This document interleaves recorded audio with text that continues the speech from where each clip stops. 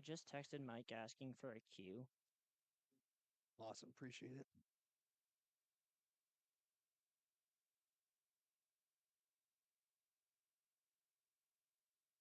Dang, good pitch.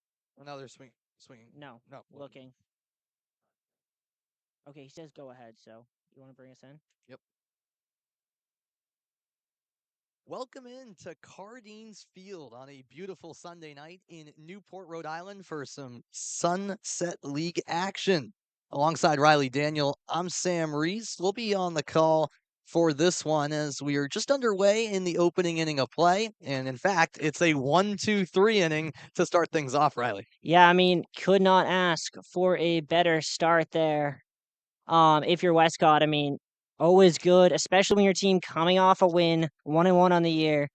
It's always good when you can go out there, get the first three batters down, and then get your offense right back up there before the other team really even has a chance to settle in. Yeah, on the mound for R&R Construction is Vaughn Larissa, and so far so good for him after back-to-back strikeouts to kick things off, and then that ground out as well. It is R&R Construction taking on Westcott in the Sunset League matchup. R&R actually the back-to-back defending champions in the Sunset League. So I guess you could say they have a little bit of a target on their back. It is also early on in the 2024 Sunset League season. Westcott coming in with a 1-1 record, and on the other hand, R&R Construction at 2-1. So a lot of these players still getting used to each other here for the summer ahead. Yeah, I mean, absolutely. It's so hard to take anything away statistics wise from early on in this season, but obviously R&R off to a good start. They know the target's on their back. They know they have to come out swinging because if they give these other teams in the Sunset League, which is always very competitive, an inch, they're going to take it. The Sunset League, a very historic league, actually, that's been around for a long time. It was established all the way back in 1919. And for those of you unaware of exactly what the league is, I guess you could call it kind of a men's league, but it's a mix of players, some players still in college right now, others who maybe graduated a few years ago.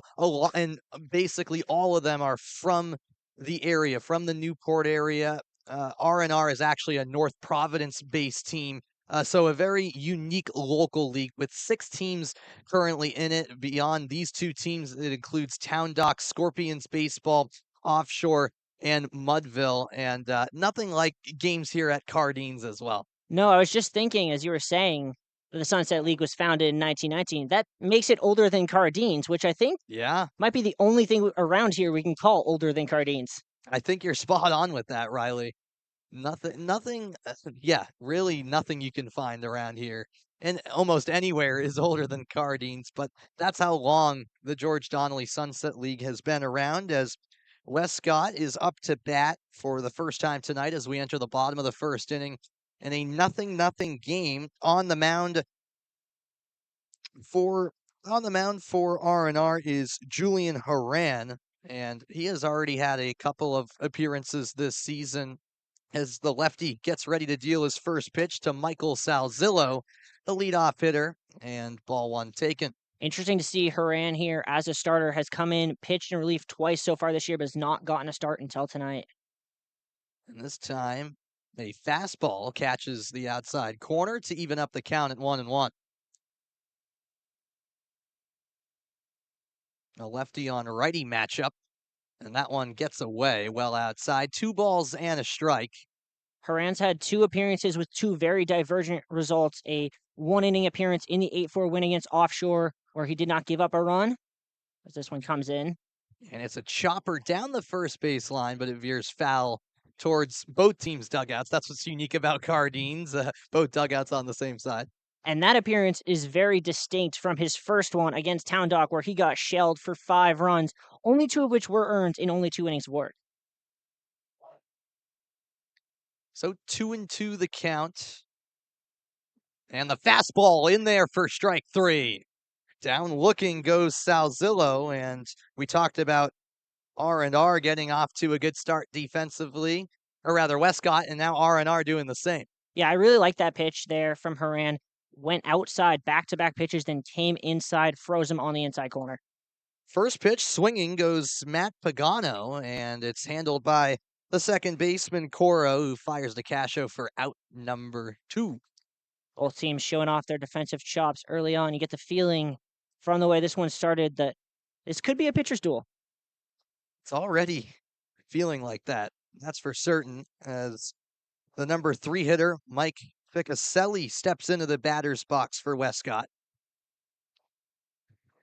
Ficaselli did something unique, changed his number prior to this game, and Yes. it looks like it might have paid off. Look, he powers this one to deep right center field, and it's off the fence as it's fielded in center by McElroy, and the throw to second is late. That's a sliding double for Mike Ficaselli. He wasted no time for the first hit of the game. Yeah, I think that number change might be paying off for Ficaselli. I think you could say that. Yeah, we were notified basically right at first pitch that even though he was originally listed as 29, nope, he's actually 30. And to your point, not a bad way to get started.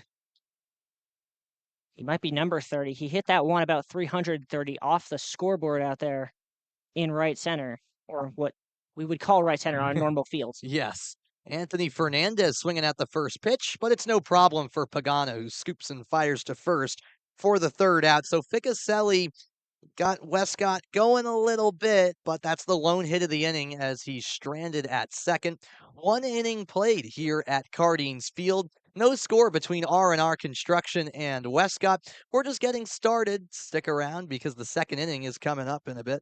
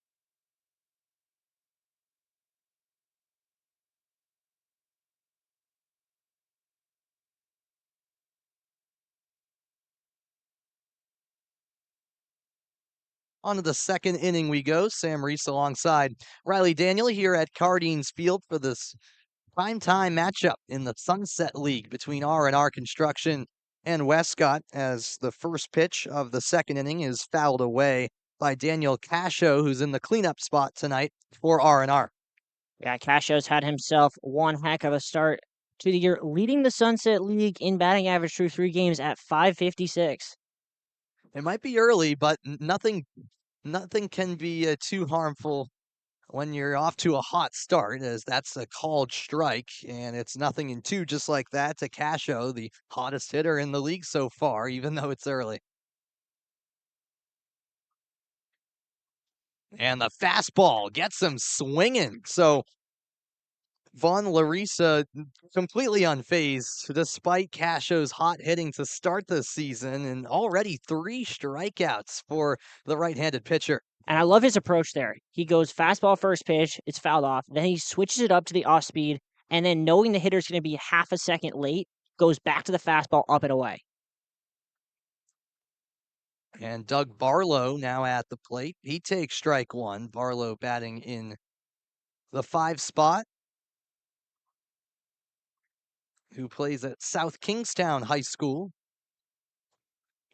And he fouls that pitch off to the right side. 0-2.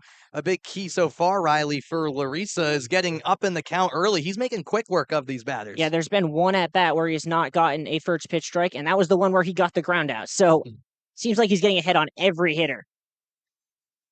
And can he put him away? Off speed and just down low for ball one. I like that pitch though. It's really hard as a righty. Up here even, I wanted to swing at that pitch. Good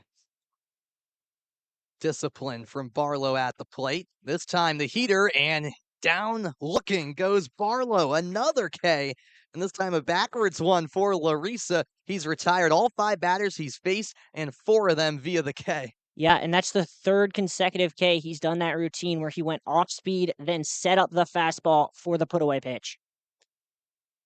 Working quick as Larissa as he now faces Mike Webb, and that fastball is consistently finding the strike zone. Yeah, I mean, if you're Lisa, why wouldn't you go fast? You are mowing through these hitters right now. Webb awaits the 0-1. Yeah, Larissa taking very little time between pitches as that's fouled back into the protective netting. 0-2. And I mean, I think just to speak to the testament of that fastball, there's yet to been a swing that's been ahead of this pitch. Every single one has been behind. We'll see if that's the case again. If Webb swings at this next pitch, he does. It's a chopper to short, fielded just fine, and the throw over is in time by Acuna. Was that not an identical inning to the top of the first? I think it was. Strikeout swinging, strikeout looking, Yes. ground out. That was. So how about that? The first 2 innings with R&R up at bat, it was completely identical. You're correct about that, Riley. So 1.5 innings played and no score. It's been a defensive battle so far between 2 pitchers who are locked in. We'll be back in a moment. Stick around.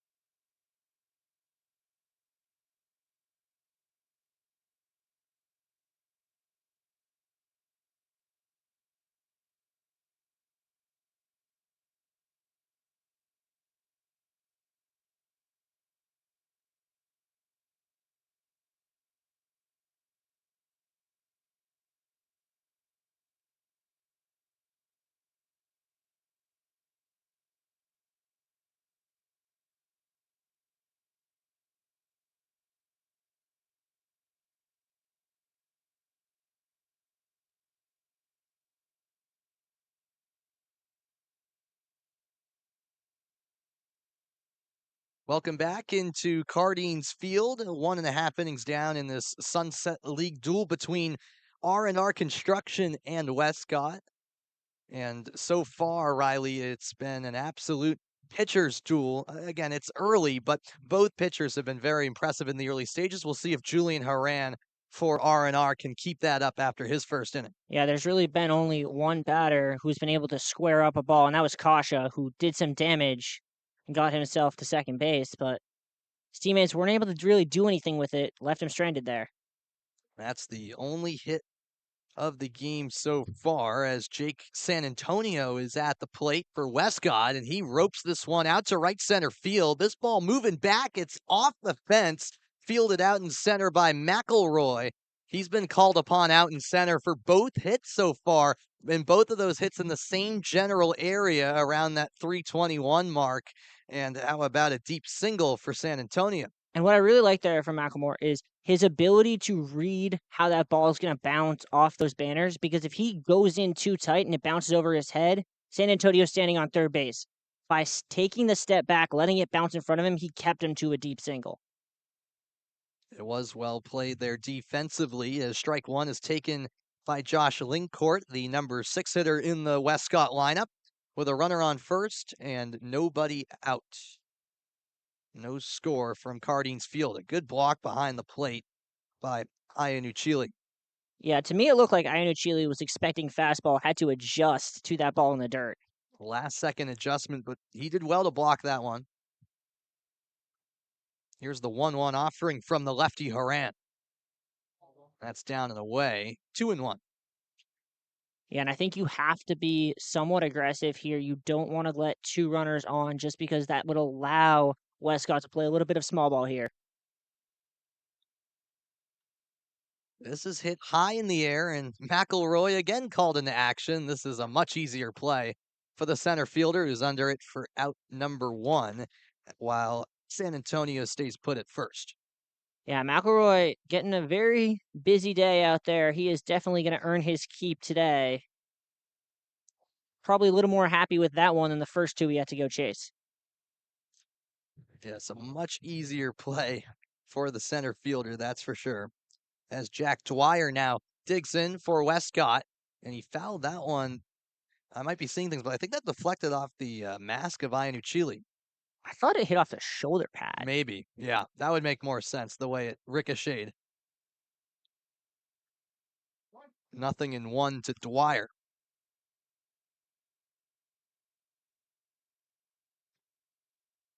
And he takes one upstairs for a ball. A little bit of course correction from Dwyer. That was the same pitch back to back. This time he was able to lay off of it. 1-1, 1 out. Runner on first. And how about the off-speed pitch? Swung on and missed. You could tell Dwyer a bit too early there, and it's 1-2. Yeah, he was sitting dead red. That was not a fastball. Down low to even the count. Nick Spainer is the on-deck hitter.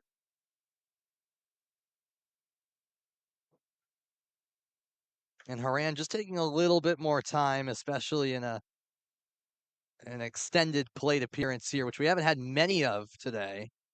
That's upstairs, and a good adjustment by Ianuchili behind the plate. And for the first time tonight, we've got ourselves a full count. Yeah, it feels weird to say so far into the game, but it is actually the first time we've seen more than 4 pitches in at bat. That's how quick these at-bats have been. Not this one. The 3-2 down low. So Dwyer's discipline pays off. And there's the first walk of the contest. Yeah, and that's an at bat Haran's going to want back. He had him 1-2, played with one in the dirt, had a good pitch that Dwyer was able to lay off on 2-2, and then went back to the dirt, which I don't love 3-2. And here's Nick Spainer with one out. He takes a crack at the first pitch, and it dribbles out into shallow right field, where Almagno scoops it up, and that loads up the bases with the quick single from Nick Spainer, the middle to bottom of the lineup, doing some damage here for Westcott and certainly threatening in the second. Yeah, now this becomes a big at-bat here because if Westcott can get this into play, prevent anything really other than a double the play, and you have multiple runners on base for the top of your lineup coming back up. Avery Acuna is the batter for Westcott in the 9 spot. The Sunset League is a league where you can have a 10-batter lineup, so Westcott opted to do that. So Dylan Martins is the 10 hitter on deck. And that off-speed pitch misses low. Ianuchili has had to do some adjusting there behind the plate, and to his credit, he hasn't let any pitches get away. Yeah, I know Chili's definitely been a difference maker so far. Infield playing in at the corners here in double play position. And the 1-0 finds the outside part of the zone. 1-1 the count. Spainer, the runner at first, Dwyer at second, and San Antonio is at third, 90 feet from home. This ball looped in the left, diving effort, and a beautiful catch by Cameron Early. And the runners have to stay put. What a play out in left field. Early made a beat on it quickly, and he got there. Yeah, I mean, that's an amazing play. I have to wonder, though, if you're the runner on third base there, you gotta be on the bag ready to go. Like, if it drops, you're gonna beat the throw home, no question, but you gotta be able to score on that ball. Your teammate did his job, got the ball in the air. You got to get the run home. So could that be costly for Westcott as this is dribbled down the line and it's just foul? That was a close call down the third base line, Riley. Yeah, it was. For a second, I couldn't tell how the umpire was gonna rule it. It really depended on where that ball bounced, as it looked like for a second it was gonna hop over the base, which would have put it in fair territory. It just took a left-hand turn, decided it did not wanna go straight, and ended up foul. Nothing in one to the 10 hitter Dylan Martins. Two outs, bases loaded for Westcott, bottom of the second. And that got away up high to even the count up.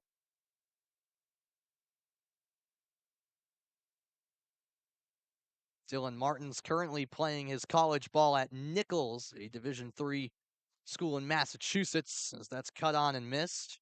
1-2.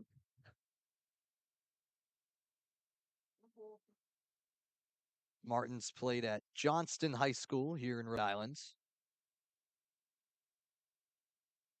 As the 1-2 is dealt, and that's chopped to the right field side, and an easy out for Almagno, who was under it all the way. So Riley, a golden opportunity for Westcott with the bases loaded, but they can't capitalize, and this game remains scoreless. Yeah, I mean, there's always a stat that I love to pay attention to when I'm watching baseball games, and that's runners stranded on base. And that's 4 now through 2 innings for Westcott.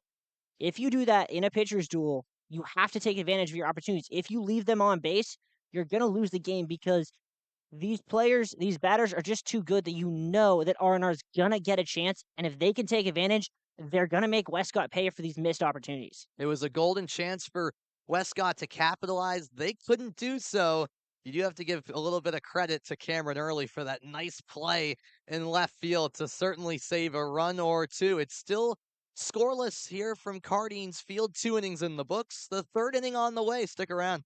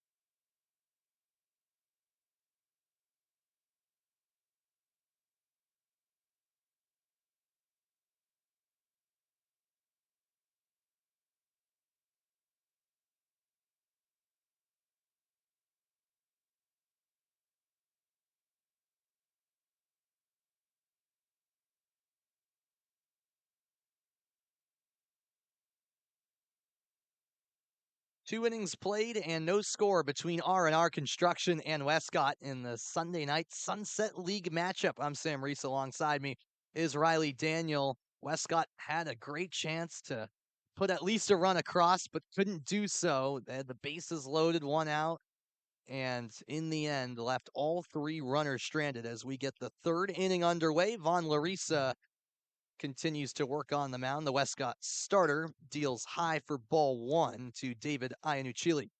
Yeah, and if you're Larissa, you gotta be frustrated. You've pitched 2 perfect innings so far, and your team has stranded 4 runners on base. The fastball way outside to make it 2-0 to Iannucci. Larissa, the pitcher for Westcott tonight, the starter, plays his college ball at LaSalle. As the 2-0 is dealt, and that time he finds the zone. Interesting here, Luruso. The first time all night he's gotten behind on a hitter. It's a great point.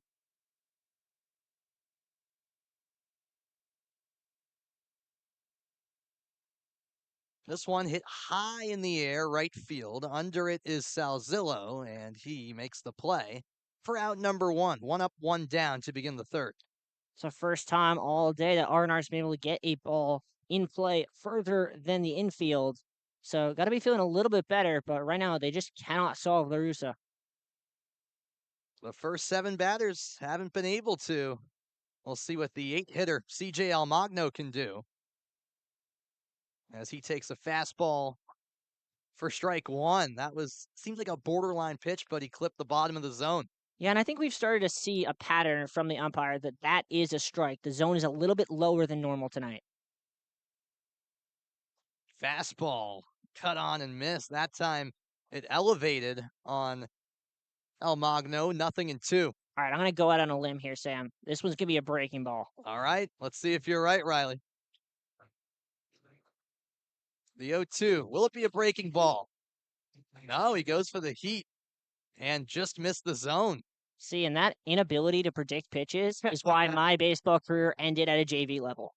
Hey, I mean, you're being a little harsh on yourself there. I honestly, I was expecting a breaking ball there too, but Almagno decided to go with the fastball once more, and he's staying with it. And again, he can't find the strike zone. 2-2 as Almagno is back in the count. Yeah, good job laying off that pitch from Almagno. Up here, it looked dang close, but that's why these guys are top tier baseball players. The 2-2. That one got away right out of the hand. It felt like it seemed like right off the release. That was not exactly what Larissa wanted. Yeah, he was trying to throw a breaking ball there. The problem with that is it kind of stuck. Yeah. Humid night here out by the coast, and that ball just never seemed like he fully had it. No. Right away, you could tell something was wrong. So 3 consecutive balls, the full count offering, and it's a fastball outside. So Almagno goes from 0-2 to a walk, and that's the first base runner tonight for R&R. Yeah, and you just get the feeling that the Russo's going to be frustrated with himself. When you have a batter 0-2, you got to put him away. It's the same thing we talked about with Haran in the bottom of the second. When you get those opportunities, you got to take them both offensively and on the pitching mounds. Swing and a miss for Andrew DiBiaso, the number 9 hitter for R&R, who is still looking for their first hit of the game. DiBiasio plays at Wesleyan, and he watches that one for a strike 1-1.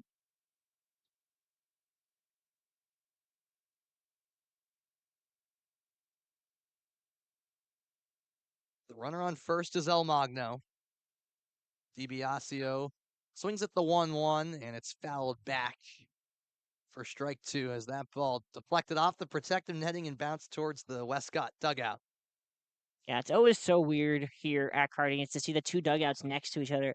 You got to think, what happens if a manager wants to call like a bunt? Right. How do you do that? Yeah, it's again another unique factor about such a historic venue, as this is grounded to short in the throw in time by Acuna to Ficcaselli for out number 2.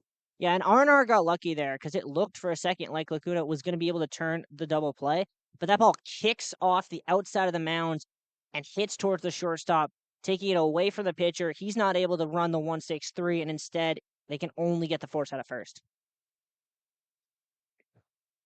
So as you said, Almagno in the scoring position over at second, but it was a big second out recorded by Westcott. Cameron early at the plate, the number 10 hitter, lines it out to right, and it's no problem for Salzillo, who barely had to move. So R&R finally, for the first time tonight, got a runner on base, but the same result as Westcott last inning. Not a bases loaded situation, but R&R still with still with a runner in scoring position. As you saw the replay there of that play, it seemed like decent contact off the bat, but obviously unfortunate that the right fielder Salzillo was in perfect position. I'll tell you what it is, it's the best contact they've had all night, and unfortunately, there's a lot you can do as a hitter. One thing you really can't control is where the ball's gonna end up. You can swing and put really good contact, but sometimes, as we've seen several times tonight, it's just gonna find its way right to a fielder's glove. So we've played 2.5 now, the bottom of the third coming up in a moment. Still no score in a tight one early on between Westcott and R&R Construction.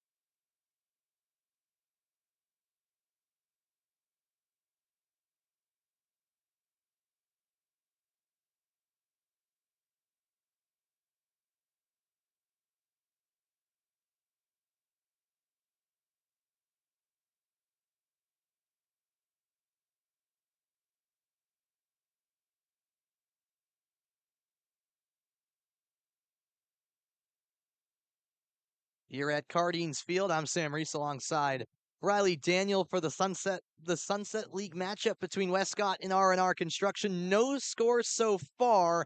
Westcott, as mentioned, did leave the bases loaded last inning. Maybe despite disappointment in the moment, that could give the offense some confidence and momentum in this inning, Riley. Yeah, I mean, I feel like they have to be confident. They've really squared up the ball well against Haran. They've been patient, and you get the feeling that if they just stick to what they've been doing so far, they're gonna eventually break through. And it is back to the top of the order as well for Westcott, which could provide even more promise as well. Michael Salzillo, who made the catch out in right field to end the top half of the inning, leads off batting the bottom of the frame, and it's quickly 0-2 to the leadoff man for Westcott. Julian Haran, the lefty, delivers outside for the first ball.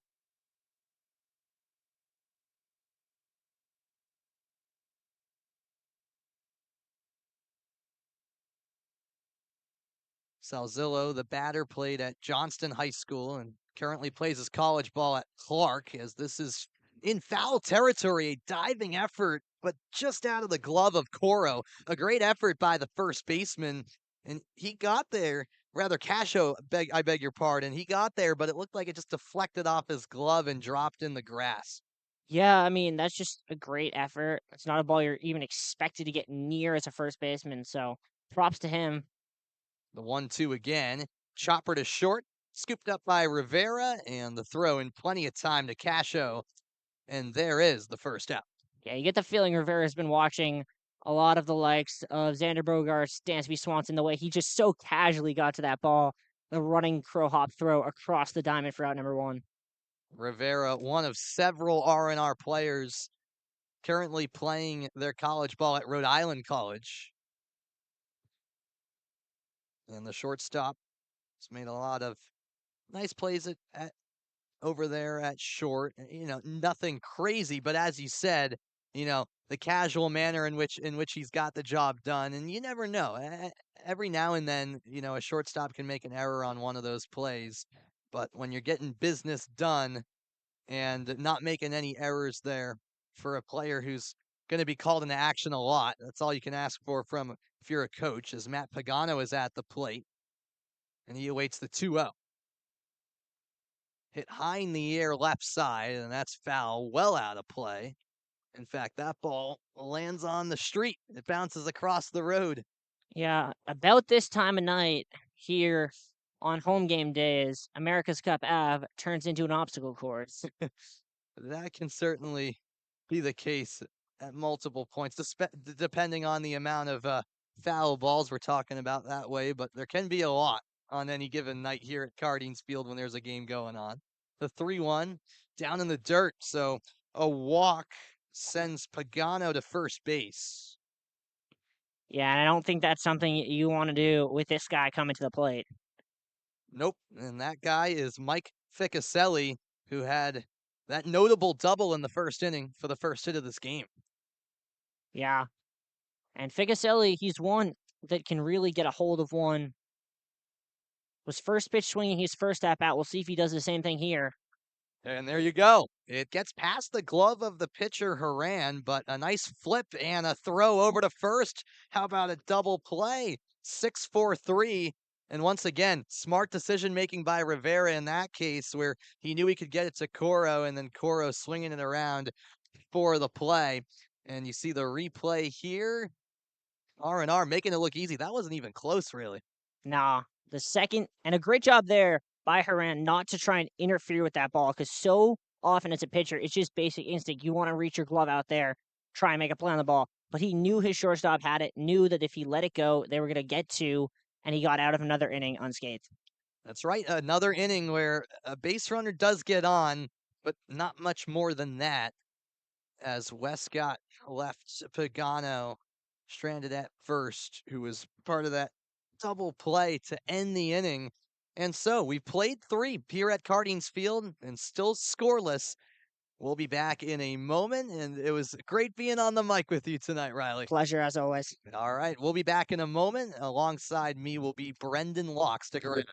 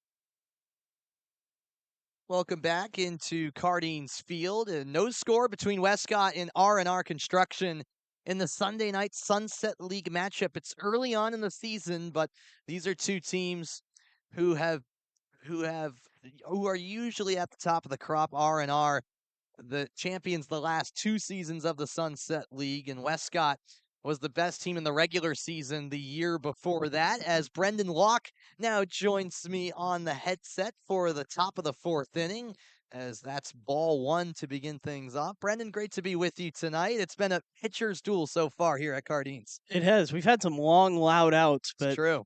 nothing really has come of it yet. As the 1-0 is well outside, deflected off the glove of the catcher, Spainer. 2 balls and no strikes. It is back to the top of the order for R&R. Lucas McElroy with a second plate appearance, and he struck out swinging back in the top half of the first batter of the game. The 2-0 offering from Larissa, and it's a heater that's fouled back off the protective netting.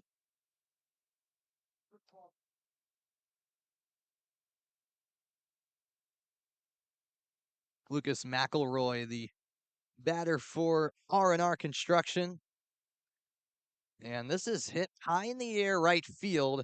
Shifting over to his left is Salzillo, and no problem for the right fielder who makes the catch for out number one.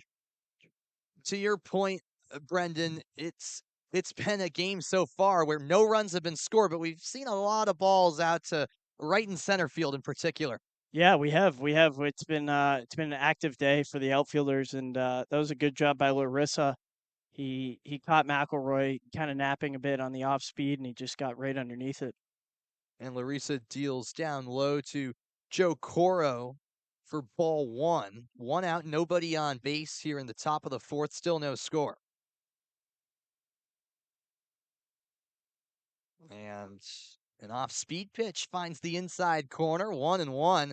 That was a nice change by Larissa, who was dealing the fastballs to McElroy, but changing things up a bit on Coro as the 1-1, and he goes back to the fastball, misses down low.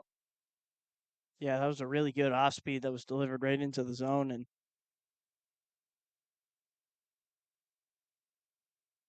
Coro struck out looking in his first plate appearance, and it's another fastball. Same result, however. So Larissa missing the zone again as Coro gets ready to await the 3-1 pitch.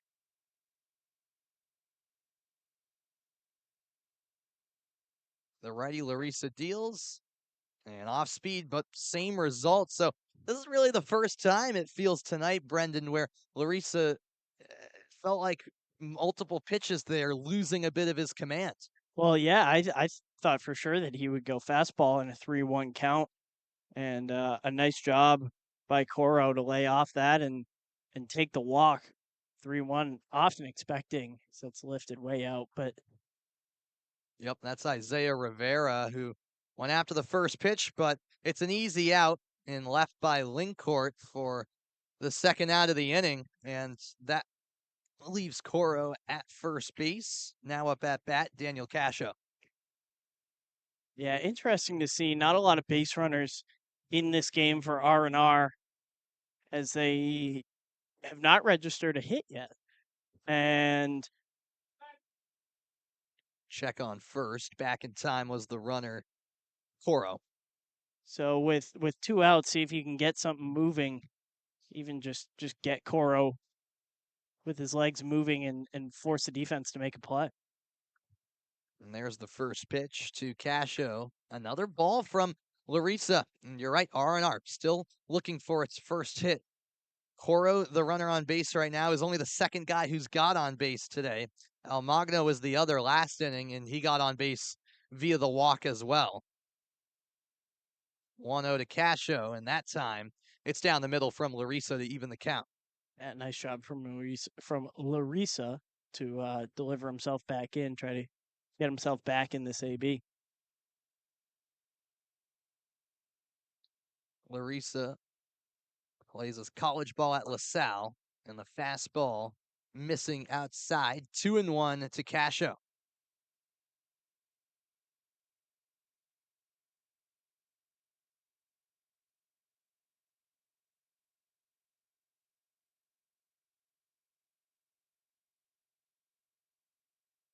Fastball popped high in the air left side, and that's in foul territory and well out of play. Yeah, Coro went on that, and it looked like it might have been a good pitch to go on the off speed, but obviously not much going with Castillo fouling that off.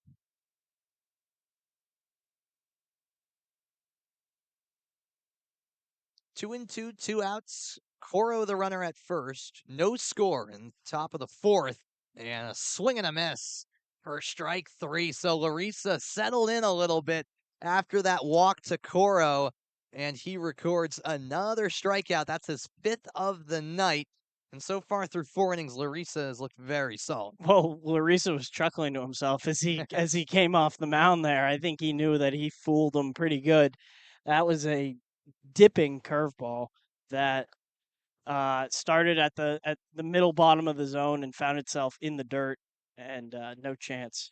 So we've already gone through the top of the fourth here at Cardines Field, and we're still scoreless. The pitcher's duel continues as Haran, the pitcher for R&R, heads back to the rubber. We'll step aside for a moment, but stick around because it's a close one here at Cardines in the Sunset League matchup between R&R and Westcott.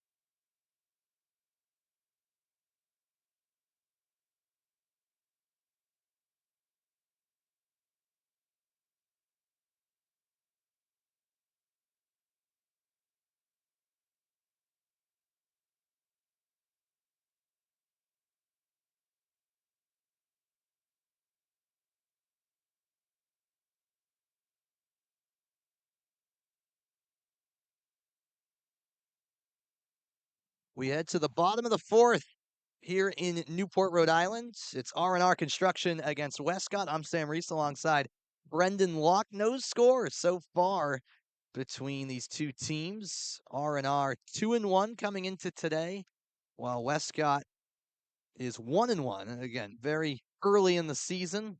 Some are just getting started. Anthony Fernandez is the leadoff batter for Westcott, and he takes an off-speed strike from Julian Haran, who, like Vaughn Larissa, has been dealing as well up to this point. Yeah, it's been really good. Really impressed This by Haran as he got fouled back, but really impressive stuff from him. He's looked really comfortable on the mound through 3 innings. Anthony Fernandez, the left-handed batter, awaits the 0-2. And a strike three called right down Broadway from Julian Haran. And he really picks up from where he left off, although that is his first strikeout since the opening inning when he struck out the first batter of the game, Michael Salzillo. Yeah, that Fernandez must have been expecting off speed there because he was totally fooled.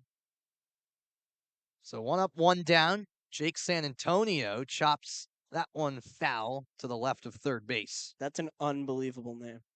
It's a great name, Well, isn't it? Jake San Antonio. Jake San Antonio. What a tremendous name. He wears number 1 as well. Batting in the 5-hole tonight as he awaits the 0-1. Hit foul. That was a nice snag by one of the Westcott players in the dugout. It went off the protective netting and was snagged by Dylan Martins over there barehanded.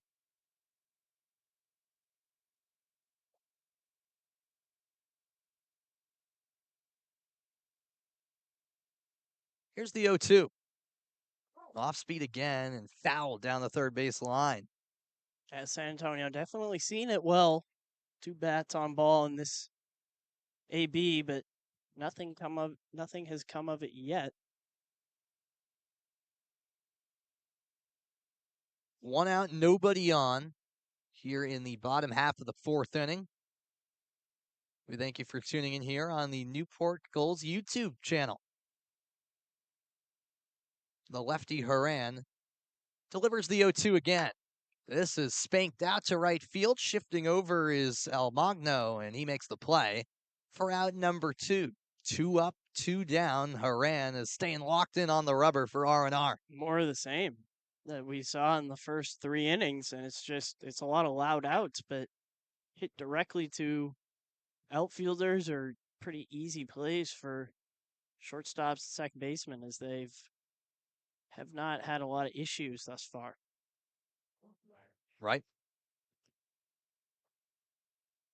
It's down low. Ball 1 to Josh Lingcourt.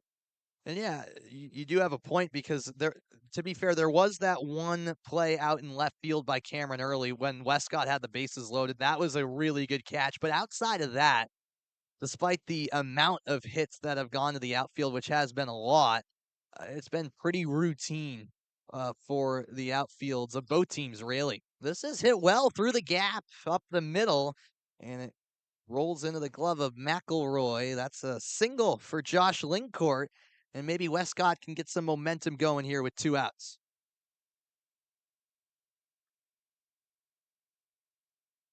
Yeah, it was a good piece of hitting. He just stayed on it on the outside fastball and was able to, drive it up the middle. No play for either middle infielder and a runner aboard.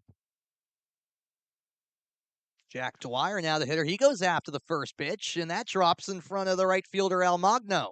Back-to-back singles on back-to-back pitches. First Lingcourt, now Dwyer, and Lingcourt's in the scoring position. So some 2-out noise from Westcott here in the bottom of the 4th. Yeah, here we go. This is something we haven't seen a lot in this game, and things are starting to get moving a bit with 2 outs, but see if Westcott can put a run on the board. Westcott is up to 5 hits all of a sudden in this game. Remember, they had the bases loaded back in the 2nd inning, couldn't capitalize as Spainer pops this one up, and the play made by Coro, the second baseman. And once again, Westcott had something going there offensively, but they left the bases loaded in the second. They leave 2 runners on here in the fourth, and that could always come back to bite you. Yeah, I believe that's 5 runners left on base total, and that certainly will come back to bite you if that continues throughout the game and you let R&R hang around like they have.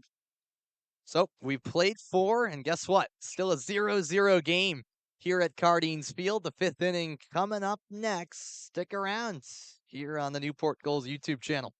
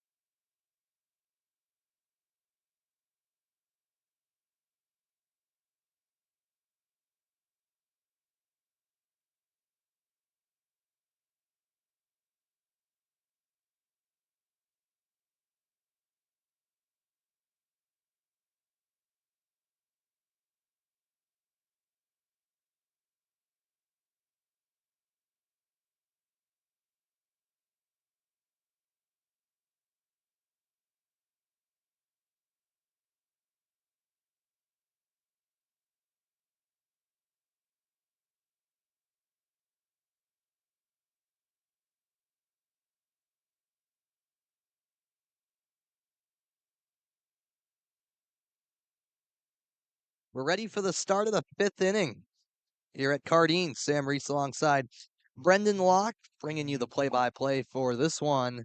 A beautiful night, by the way. Now that the sun is going down, it's in the high 60s, but not too much wind tonight. This is You can feel that it's summer now, Brendan, here in early June. Well, we're sitting here in this sheltered environment. When I was out manning the camera Ah, in left field, it was breezy, it was that's fair. chilly. It's always going to be a bit breezy, I guess, when you're so close to the water. But can't have too many complaints for early June in this weather. That's ball 1 to Doug Barlow, the leadoff hitter here in the 5th for R&R. And he struck out looking back in the second, first time up. And there's another strike from Vaughn Larissa, who is yet to allow a hit. R&R Construction, definitely the team with the target on its back after winning the championship the last 2 years. Wow. That's down low to Barlow, 2-1. Yeah, R&R is a North Providence-based team with, as mentioned earlier, a majority of the roster filled with players who either currently or previously played at Rhode Island College. There are a few exceptions. Now 2-2 to Barlow. So when you do have that familiarity among a decent amount of guys who either previously played together at Rick or currently do, that certainly has to help in a summer ball type league like the Sunset League. There's strike 3. It looked like a half-hearted swing there from Barlow, but he went. Yeah, not a good take or uh, decision to go there. He tried to hold his hands up, but that ball was at his shoulders, and he just couldn't lay off it, and goes down quickly. Here's Mike Webb, who grounded out in the second. Ball 1 down low from Larissa, and Webb is actually an exception to all the players who have connections to Rhode Island College. He actually played Division I ball at URI and graduated a couple years ago after playing at the Division I level. really wide ranges of ages on this R&R team. We have a graduate back in 2018. That's Maybach from Yes. RIC. Yep. And that is what's unique about the Sunset League. You really can have that variety. As the 1-1 is grounded sharply to third, snatched by Acuna, tough throw, and he got it over in time. What a play across the diamond. San Antonio, excuse me, making the play over at third to Ficaselli, and that's not an easy play there with a hit like that. That's on a rope and right down the line, Brendan. That's a really impressive play by my favorite name in the Sunset League, San Antonio. Just takes about 6 or 7 steps to his right and is able to really dig into that throw from the chalk and gets it there on the fly. Didn't have to bounce it in. Really nice throw. So 2 up, 2 down. We've said it multiple times, but more of the same as this game progresses, and it remains scoreless. 1-0 to David Iannucci, who flew out to right in the third inning, off speed, and that's down the middle from Larissa. Nice pitch.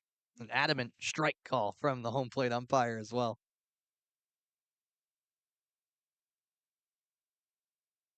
1-1 the count, 1 out. Rather, 2 outs, I beg your pardon, of course, as Barlow and Webb were retired. And another breaking ball that finds the zone 1 and 2.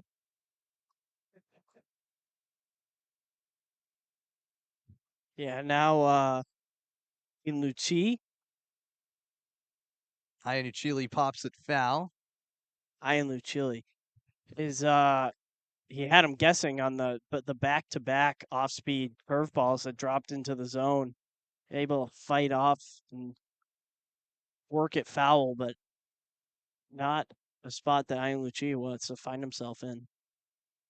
He does stay alive, however, and he went after that pitch as the throw down to first will be made in time. Good alertness by Larissa, the pitcher, to quickly scurry out to get that ball because Spainer, the catcher, didn't seem to know where that ball exactly ricocheted off his chest. And another 1-2-3 inning for this Westcott defense, and they've been rolling so far. We're at the midway point of this game, and it's still a 0-0 ball game. Stick around. The bottom of the fifth is next.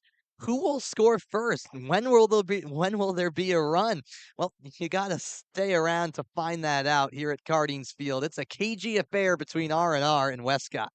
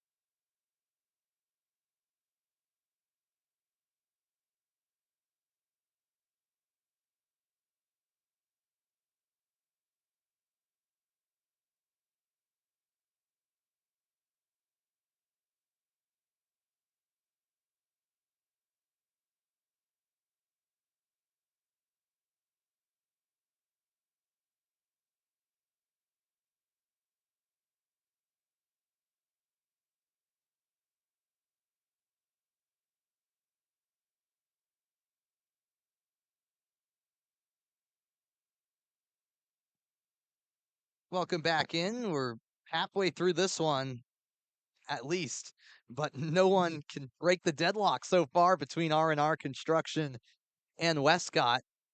But with that being said, Westcott has had more of a spark offensively. They've just left runners stranded. They've had 5 hits so far, Brendan, and the last inning was an example of that frustration kicking in where they left runners on first and second and still couldn't score. Well, a lot of their momentum and a lot of their hits have come with 2 outs, and it's really difficult to score and create something off of 2-out rallies.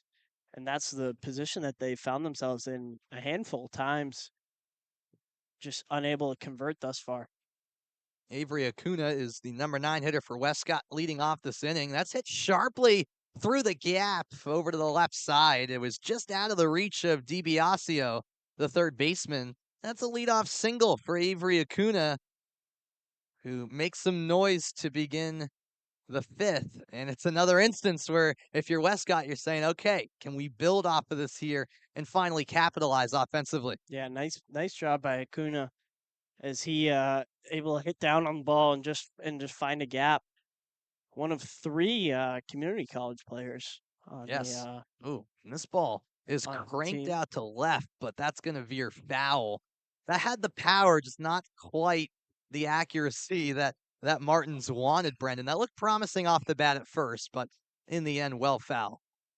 It was a good swing. It was. Westcott's offense feeling confident. Martins is the number 10 hitter. Again, this is a league where you can have a 10 batter lineup. And you know, Acuna, the 9 hitter, just got on base with a single, and Martins showed promise with that last swing as it's now 1-1 to the right-handed batter. 1-1, and DiBiasio at third is pretty far back, and with Westcott needing to capitalize on a no out with runners aboard situation, I'm surprised as that got through. So Yeah, look at that. Another strong hit that just gets past the glove of DiBiasio, the third baseman. Back-to-back singles from Acuna and Martins. The bottom of the order with no outs makes things very promising for Westcott because it's back to the top of the order as a mound visit will be made.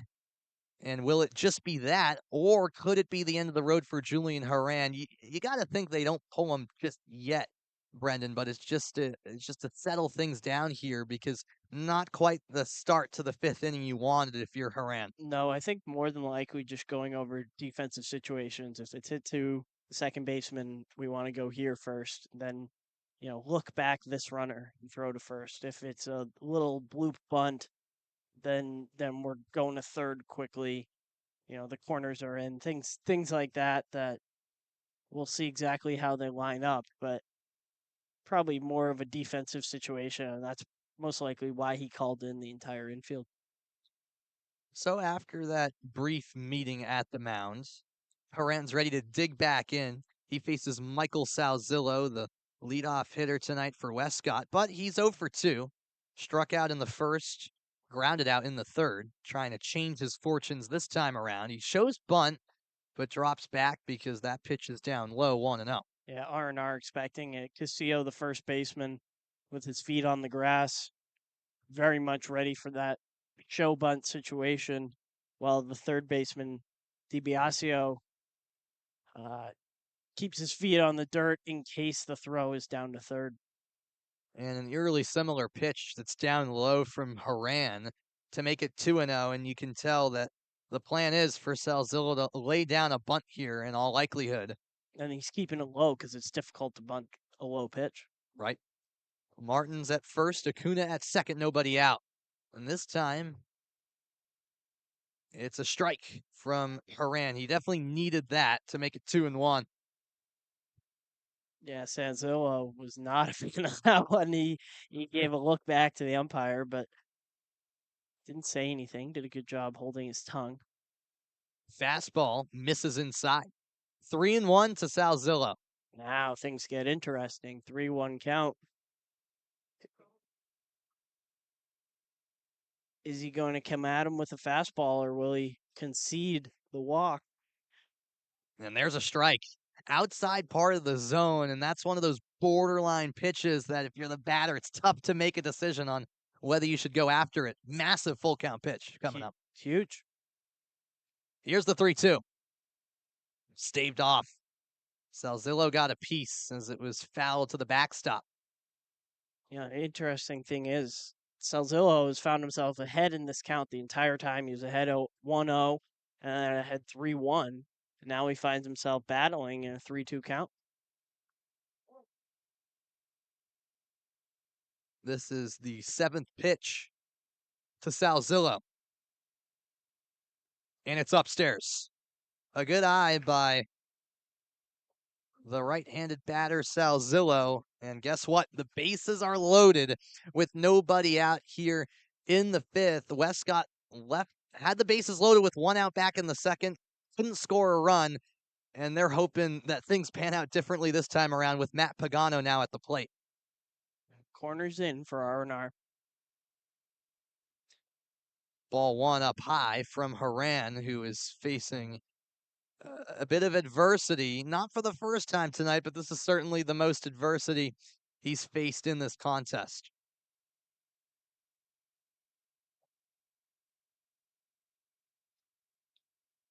And that's fouled off by Pagano, who is 0 for 1 with a walk in the 3rd. Time called as the catcher, Iannucci, chases down that foul ball, which landed in foul territory on the third base side.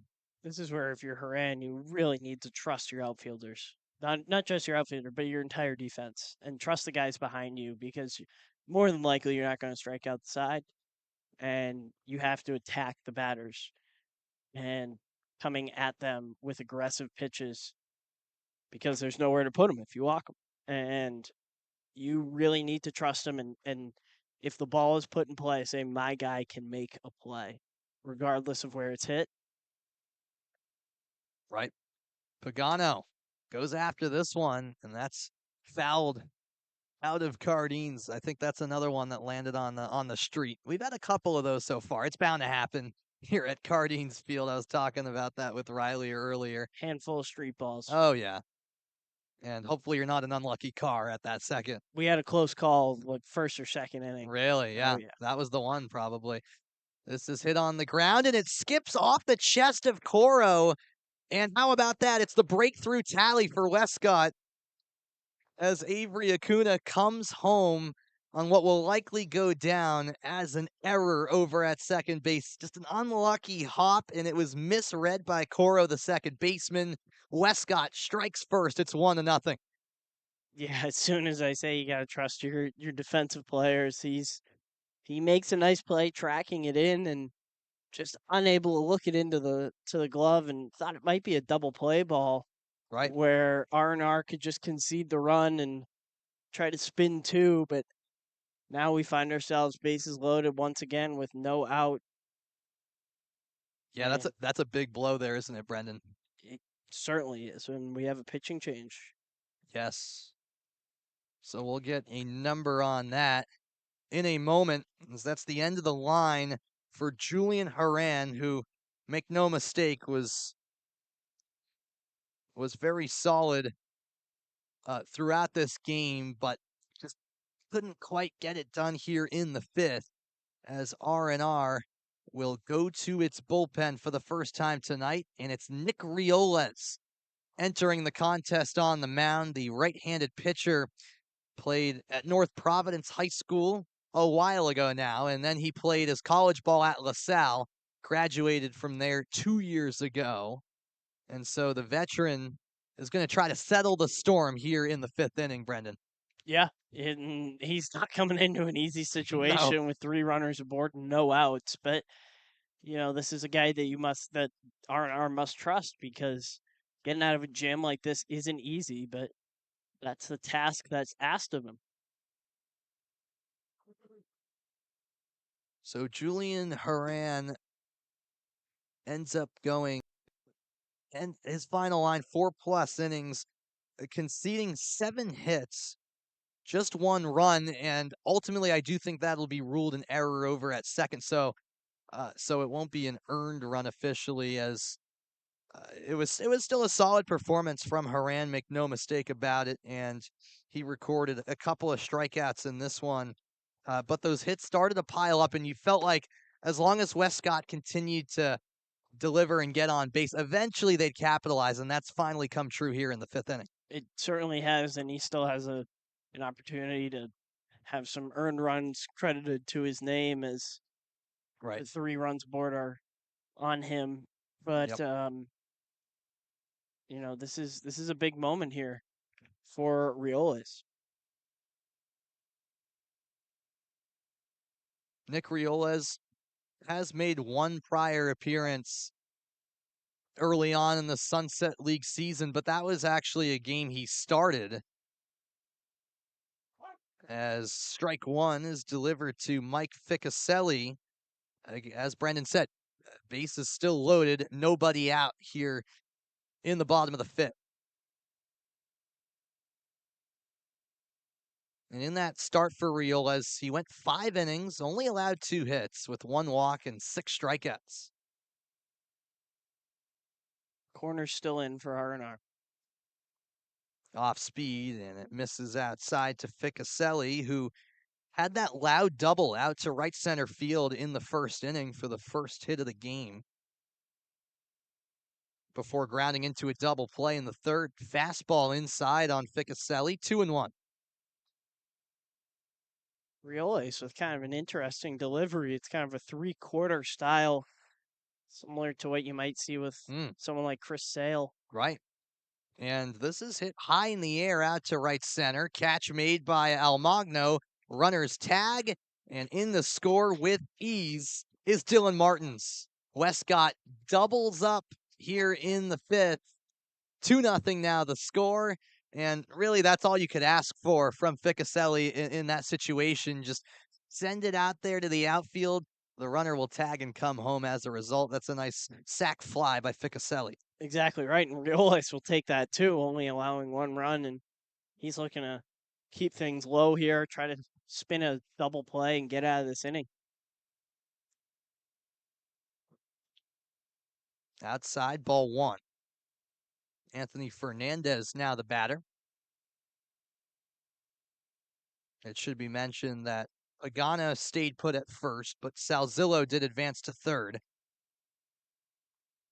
And this is roped out to right field, and that drops down well beyond the reach of Almagno, who chases it into the corner, and that's another run for Westcott. Salzillo cruising into home.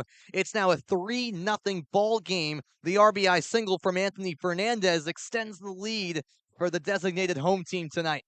Beautiful piece of hitting by Anthony Fernandez as he just sat and waited on that off speed, the left-handed hitter, and he just drove that down the right field line, pulled it, and found that corner.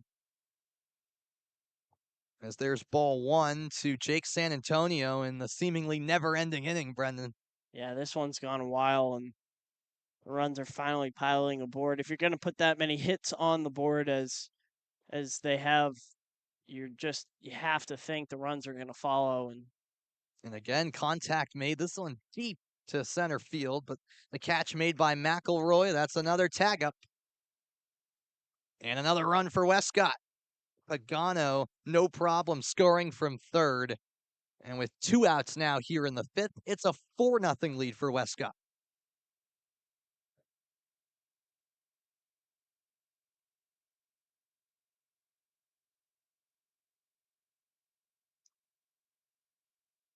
That rings up Josh Lincourt. And a steal attempt, and that's an easy steal for Anthony Fernandez, who had a beat on that one very early. Yeah, Riole's having trouble a little bit locating, and when you do that, it's almost like taking candy from a baby when you're stealing because it's just too difficult for the catcher. Lincourt had a single in the 4th. Can he get a second hit right here?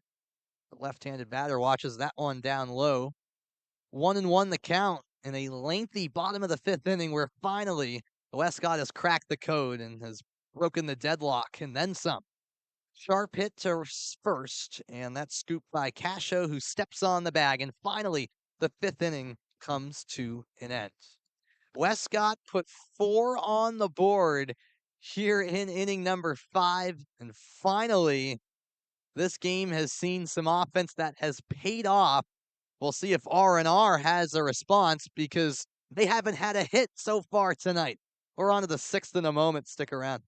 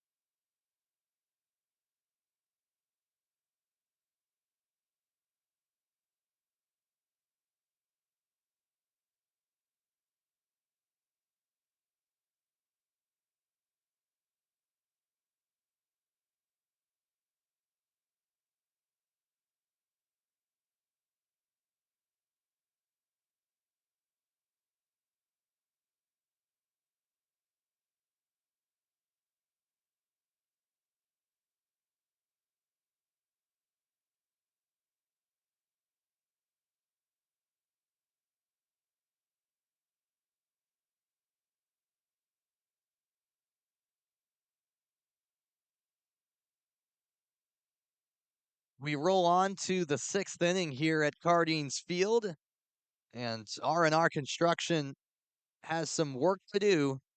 Now trailing by a score of 4-0, and still looking for its first hit. The leadoff hitter is CJ Almagno here in the sixth, and he takes a ball from Vaughn Larissa, who, you know, I don't know if I totally believe in the announcer's jinx, but I'm saying it right now. He's been on fire, and he's got 5+ scoreless innings going for him now. You're anti-announcer strings. I am. Wow. Maybe because I felt targeted, and I've maybe want to cover up what I felt maybe I've been on the end of in terms of what people would say is an announcer's jinx. Is that's Oh, what do you know? hit to first, and there we go. I mean, we'll see if that's an error or a hit, but it skipped up on Ficaselli at first, and I don't know. What do you think there? Is that going to go down as a hit for CJ Amagno? I believe it will. Yeah, they're going to give it to him. Is the announcer strings like a COM 120 class at Newhouse? No, it is not. I can tell you that much, Brendan. But you know, I guess that just happened again, where I said something, and then what do you know? There's a hit. So the more I want to deny it, the less the odds are in my favor, I guess, Brendan. Exactly. So CJ Almagno leads off the inning with a single. Of course, right after I said that, Larissa pitched 5 scoreless, and that was a pitch that got away. So Almagno advances to second, and he's in a scoring position with nobody out. And all of a sudden, R&R, maybe with some momentum, they've had very little of it offensively. Look out.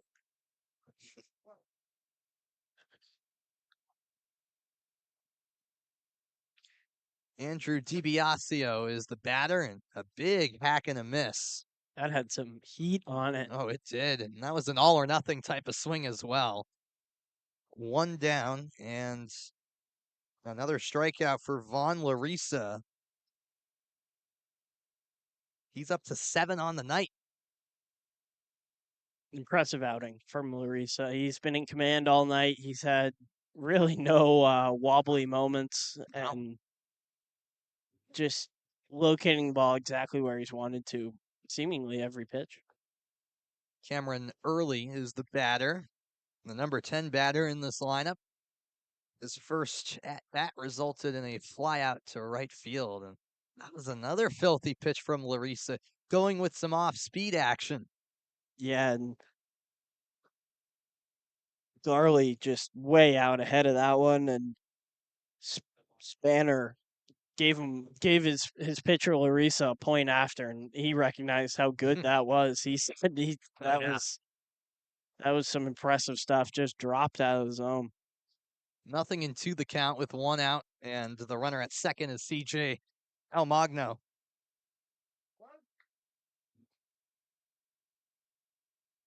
A glance over to second from Larissa before he deals.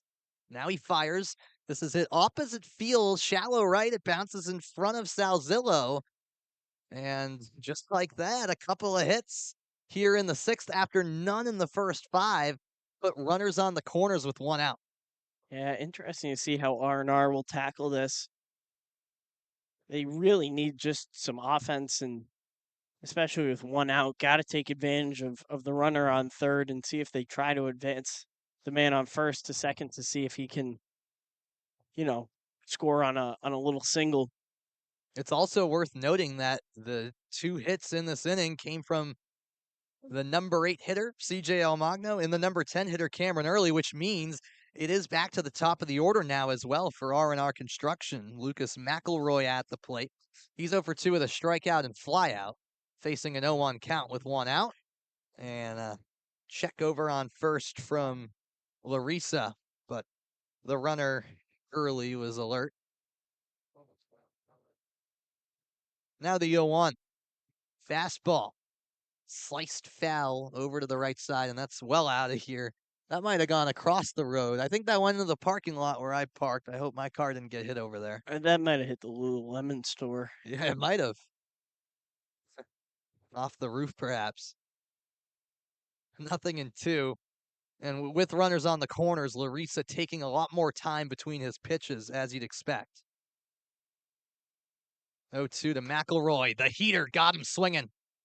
A massive strikeout for the right-handed pitcher, Vaughn Larissa, for out number 2. Yeah, and amazing how quick that happens. Garley on first tries to steal, and it gets fouled back, and then the next pitch gets fanned down, and now there's two outs. And now 8 strikeouts for Larissa. If he can get out of this jam, there's no reason why he doesn't go back out there for the 7th inning. Joe Coro at the plate. He hacks at the first pitch, and another foul ball off to the right side, and that might be a second ball off Lululemon over there. Yep, exactly, exactly. Maybe the pizza place too. Yeah. 0-1 the count. Cardines Field, such a unique field. As that's way foul off to the right side. As you can see with our camera, that landed over near the building in right field, foul territory. Had you been to Cardines before taking this job? Yeah, I actually have, Brendan. I think like maybe 2 times. Yeah. Yeah, I'm from Franklin, Massachusetts. I know you're from Massachusetts as well. So I'm about over an hour away, but my family has gone to Newport in the past, just for a weekend trip or something like that. And being a big sports fan and baseball fan, I forced my dad to check out a couple of Gulls games here at Cardines Field, but it's been a while for sure, as that's cut on and missed by Coro. 3 strikeouts in the inning from Larissa as R&R leaves runners on the corners. What a chance that was for construction, but they can't do any destruction here in the 6th inning here. Rather, the 6th inning here, Brendan, and that was quite the opportunity to at least get one run across. But Vaughn Larissa, again, that's really the first time this game. That is the first time this game where he's allowed a hit, but he settled down back-to-back Ks to end the inning. You got to give him credit. A lot of credit for battling back like that. He's in a tough spot, runners on the corners with one out, and nothing comes of it, which is really impressive. And he's still confident enough to attack hitters and force the issue, and he gets out of the jam. He does. We'll go to the bottom of the 6th in a moment. Make sure to stay tuned. It's 4-0. Westcott in front, and R&R still scoreless.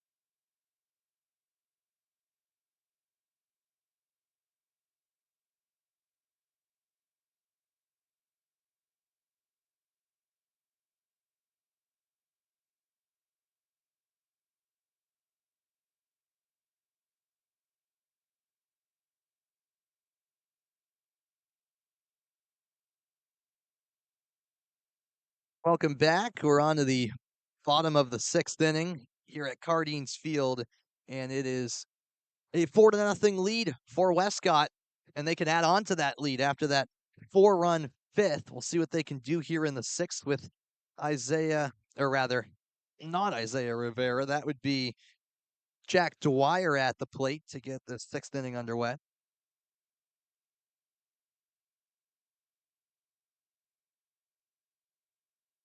Oh, and that one was, I think, a miscommunication because Nick Riola, as the pitcher, dealt and the catcher didn't seem to know where it was going rather, as that's another ball. Actually, we do have a new pitcher, it looks like, for R&R. Perhaps we'll get that in a moment.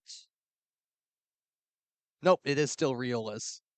Excuse me. This is a high fly ball out to deep left field, and heading towards the fence. The catch is made by Early for out number one. So last inning, Brendan, there were eight batters. Almost went through the entire lineup. And Tough to do with a 10-year yeah, that's very true. It's very true. They almost got there. Not quite. Still put up 4 runs, did plenty of damage. 1 out, nobody on here in the bottom of the sixth, and Nick Spainer is now the batter for Westcott. He is 1 for 2. He did single in the second. There it is. Nice delivery. Yeah. I wonder, we don't have the miles per hour on that, but that was That was in the low 70s. that had to be. Maybe even high 60s, dare I say. And went back to it. Yeah, this is a very slow roller in the grass and no play. No play to be made for DiBiasio, who got there as quick as he could, but that ball just sputtered down quickly in the grass here at the Cardines Field infield. And an infield single for Nick Spainer for the first hit of the sixth. Long, slow grass here at Cardines, which I did not know until we were out Mm, setting up the camera in center field. As you know, it has been seen on this live stream, but yep. long, slow grass that makes it difficult for infielders. And a hot shot grounder that gets through a gap that might be a double turns into a single very quickly because of how long the grass is. Right. This is popped high in the air, foul, and that goes behind us. That bounces across the street. I can actually see that ball behind us here in the broadcast booth. No cars hit, I can confirm. That's going to be an entertaining watch all summer. Oh yeah, all summer long. Keeping track of balls out of Cardines. We should have a counter, I think. Yeah, exactly. We need to do it. Is there a glass sponsor that we have? Ooh, that would be good. I think we need a glass sponsor. Yep. That's a good shout. Yeah. Maybe we could get that to happen with the Gulls this summer. Avery Acuna takes that one down low. It's 2-1 count with 1 out. Spainer the runner at first. Westcott has a 4-0 lead. The 3-1. Got him on the outside part of the zone. The count full to Acuna. Bottom of the order here for Westcott. But Acuna did have a single and scored in a run last inning. Not quite the same luck this time, or rather, yeah, not quite the same luck in terms of hitting, but he does take ball 4. So he still gets on base nonetheless, Brendan. And 2 runners are on for Westcott with 1 out, with Martins at the plate. Yeah, high fastball is tough to lay off of, and he did a nice job. Swing and a miss from Martins. 0-1. No, 2 runners on, 1 out. Riola's the pitcher for R&R after Julian Haran, the starter, was pulled last inning. That's down the middle. That's when Riola's at his best because he's mixing up his pitches. He's kind of pitching backwards a bit. He's starting with the off speed and coming back with the fastball and keeping hitters guessing. And there he goes again. Oh, beautiful breaking ball. And you could tell Martins was thrown off. There's a big strike 3 from Riolez. His first strikeout in a few innings. And that's all about keeping hitters guessing. And that slow breaking ball, he's found a lot of success with when he locates it. And here he is when he gets ahead of it in a count, he's been really successful. But Mm. when he's forced to be aggressive and try to locate down an account, he's struggled a bit. I should say the first strikeout uh, at all for Riolez. It was Haran who recorded the first two strikeouts of the night, and that pitch gets away. So the runner Nick Spainer at second advances over to third. Runners are now on the corners with Acuna still at first. 2 outs, Westcott threatening with Michael Salzillo at the plate. He awaits the 1-1. That's just high. And a good eye from Salzillo.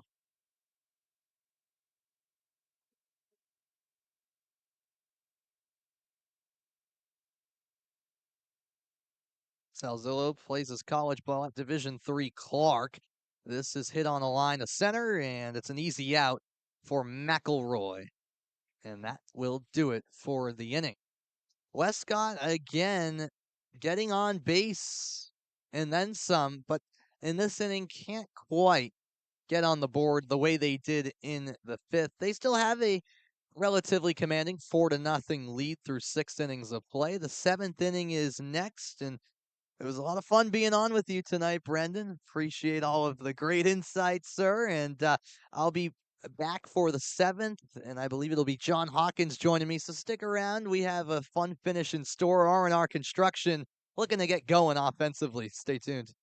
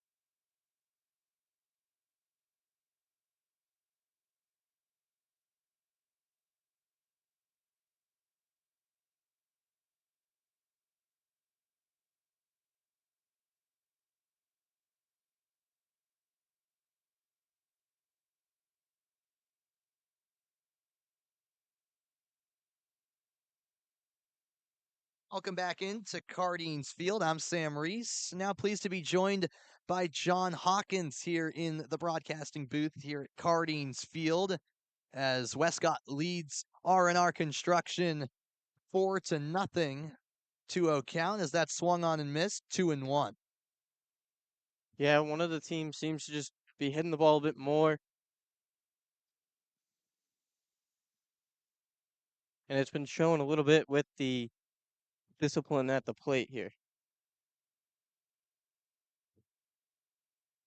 All right, thanks for filling in there, John. As the R&R coach just came up to just alert us of some defensive changes. So we'll get to those in a moment as this is hit high in the air left field and the catch made by the new player out in left field. And we'll get a name on that in a moment as we sort out all of the changes made defensively.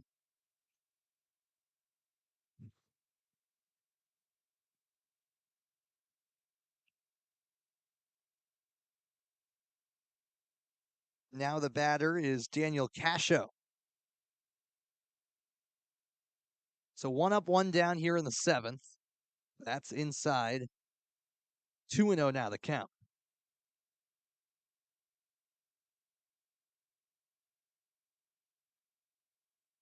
This is hit high in the air to left center field. And that ball is caught.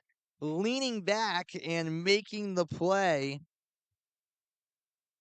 was Lincourt, if he's still out in left field. I was told that number 20 came into left field, but I don't see a 20 on the Westcott roster. So we'll try to sort that all out.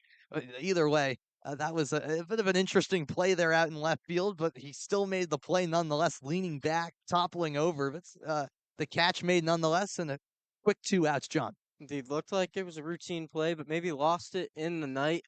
As a former outfielder, I know how that is to lose that ball kind of in the possibly in the lights, maybe just in the dark night, but nonetheless, a catch and like you said, 2 down. I can say that Noah Parlin is the new shortstop. Noah McParlin coming in for Acuna at shortstop. And it's 2-1 to Doug Barlow, the number 5 hitter in the lineup for this R&R team. Strike 2, I should say, to even things up to Barlow as we sort out all of these defensive substitutions. And there's a swing and a miss. So Larissa for Westcott has been superb on the mound all night long, John, and more of the same as he records a 1-2-3 inning.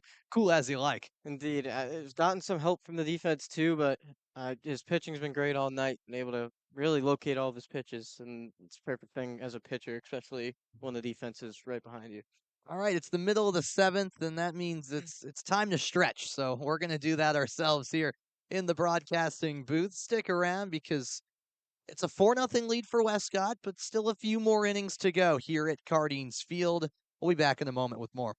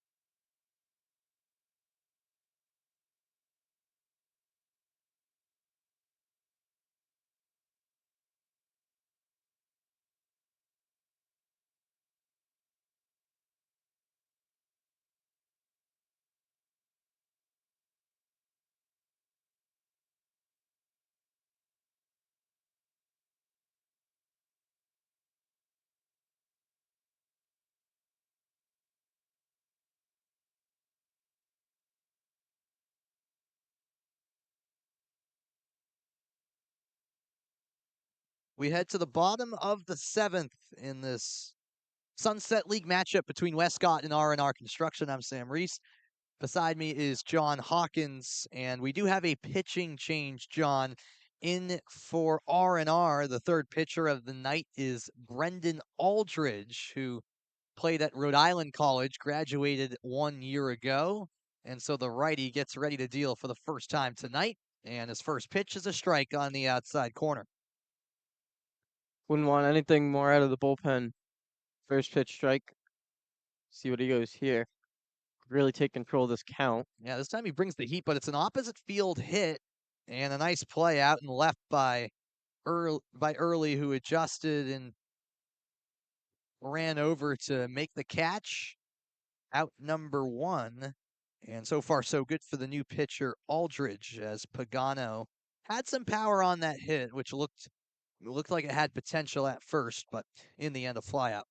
And another way to boost a lot of confidence coming out the bullpen, your defense getting the out when it's hit right to you. So the pitcher coming out has to be in a pretty high confidence with one down on 2 pitches. Mike Ficcaselli now the batter. And he takes a fastball down and away. So it's quickly 2-0. Ficcaselli had a double back in the first. And he actually also has an RBI from that 5th inning. He had a sac fly out to left that drove in one of those 4 runs. And it's quickly 3-0. Aldridge trying to battle back in the count here. And that's a good way to start it, right down the middle for a strike. Of course, Ficcaselli was never thinking about swinging there. Now, when you look at this, the scoreboard, really only 1 inning that this Yep. offense was able to cash in on, and it's really just been the game today, just one team being able to cash in with runners on and runners in scoring position, and one team unfortunately not being able to. That's been the difference in this game. And R&R in general just hasn't gotten much going at all offensively. It was a no-hitter through the first 5 innings, and then they got 2 hits last inning, but couldn't cash in, as you said. And there's a walk by Aldridge, I should say, and that puts Ficcaselli at first with Anthony Fernandez now stepping into the left batter's box.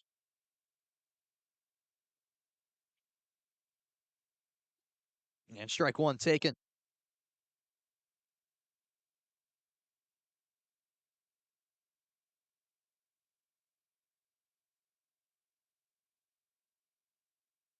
Oh, 1. Fernandez digs it up and sends that way out of play left side. That went maybe across a couple of streets here in the Newport night. I've got to protect here with 2 down. Yep. 0-2. This is hit up in the air right center, under it, and making the play is McElroy. So a theme in this game has been players, both offenses really, getting balls out to a variety of points out in the outfield, but a lot of the time it has just resulted in routine plays for those outfielders, and that's why there haven't been a whole lot of hits in this contest, but the power has been there at times, as this is popped up and fouled by Jake San Antonio, and that doinks off the grandstand out on the right field side. Yeah, neither team has really had trouble getting it out of the infield. And like we said earlier, it's really just a matter of cashing in and not really just not hitting it right to an outfielder, which is what we've seen a lot recently and throughout this game. And another foul ball by San Antonio, right side, out of play as we pan our camera to that side. And that's another one across the street over to towards that parking lot where my car happens to be. My car also happens to be over there, so Hopefully they're all right. 0-2, 2 outs, and we're actually out of baseball. So there we go. The home plate umpire goes back to get at least one more. I hope he has at least a few more. And that's what happens here at Cardines Field. You lose quite a lot of baseballs out on the road. That's just the nature of this field. 0-2 again.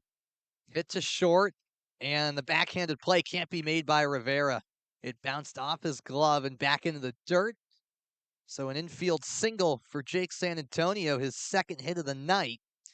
Puts runners at first and second and extends the inning here in the 7th.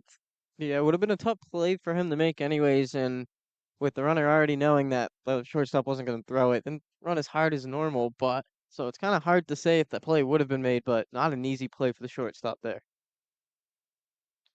So San Antonio at first, Ficcaselli at second. And it's 1-0 to the batter. So, as I said last inning, it is indeed number 20 who came in to left field for Westcott, and he is now the batter replacing Lincourt. There is no number 20 on the roster, so I don't know if we're gonna solve this issue, but we'll try to figure it out.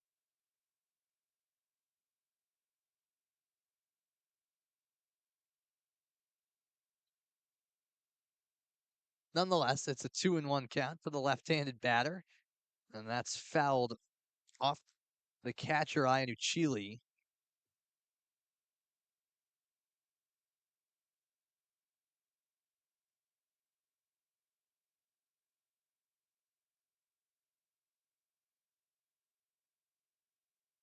And time now called. And I think that might be because I believe that pitch deflected off the catcher Iannucci, so the home plate umpire just giving him time to shake that off. He appears to be just fine. Well, they threw a ball in, so maybe the cover got hit off the ball Oh a yeah, you little might be bit because they right. did throw in a ball. It's a good point. That's outside. Full count.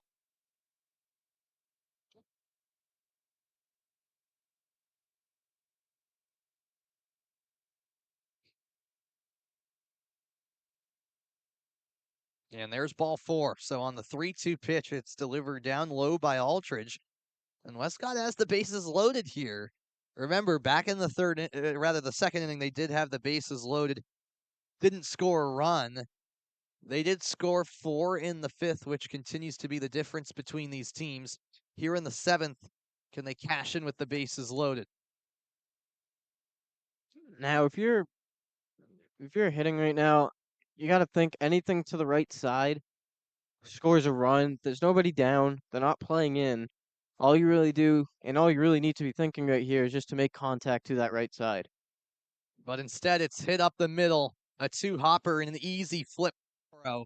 And Westcott indeed leaves all 3 runners stranded and can't quite extend the lead. As you see the replay here, a rather routine play for Rivera to make. And that's how the inning comes to a close. So the chance was there for Jack Dwyer to give Westcott an even more of an advantage here in the 7th inning, but he just couldn't quite do that. However, it's still a 4-0 advantage for Westcott as we roll on to the top of the 8th inning after this. Make sure to stay tuned as it looks like we got more lineup changes coming. So we'll try to sort this out. We'll step aside for a quick moment. R&R is down to its final 6 outs.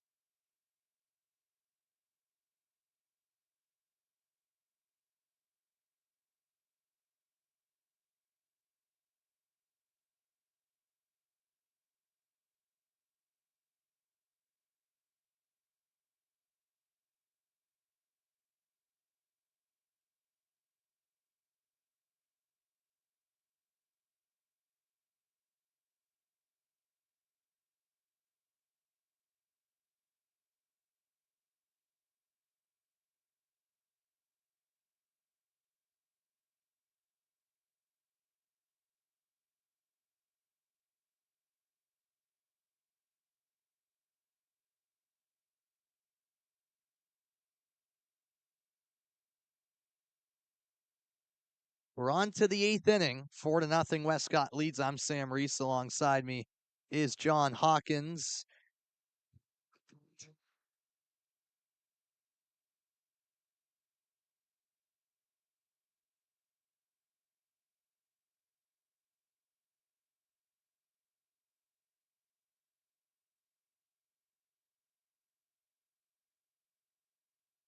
All right, we are back. You got to love Sunset League ball where we got players and coaches coming up to us, and we appreciate that, telling us all of the changes being made defensively for both teams. So we'll get you the rundown of all of that in a moment. Of course, no PA announcer here to help us out or anything like that, and no live stats either, at least that are working. So we do have a new pitcher on the mound for Westcott here in the 8th inning, and that is Roberge.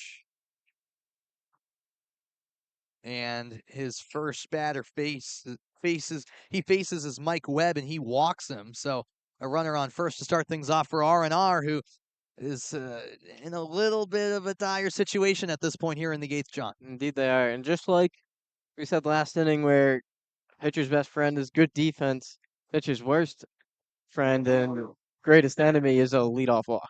It's a good way to put it. So yeah, Blake Roberge is the pitcher for Westcott. He currently plays for Division III Springfield College in Massachusetts. He played his high school ball at Warwick. It's a 1-1 count.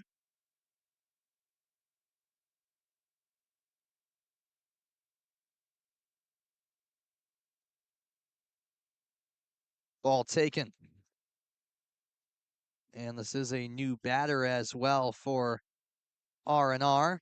We'll get that change in a moment. It appears, yeah, that's PJ Riolet. So he is now hitting in the 7th spot for David Iannucci.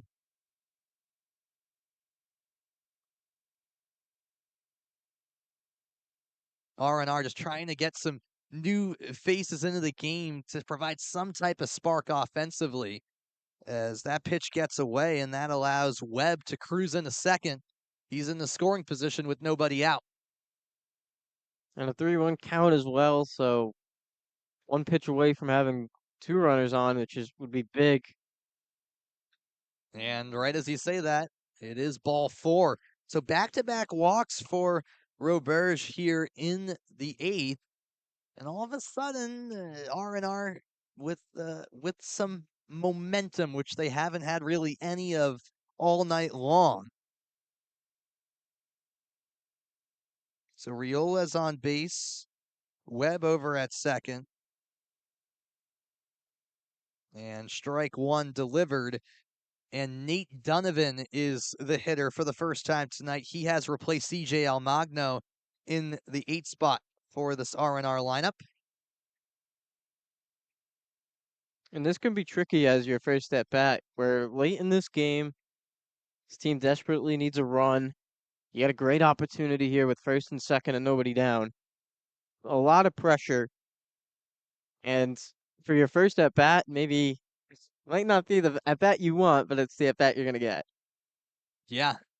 Sometimes you're just put into those type of situations where the team is hoping you can deliver in that moment, even if you are coming in as a pinch hitter and maybe even didn't expect to, as it's now a 1-2 count. Still nobody out here in the top of the 8th.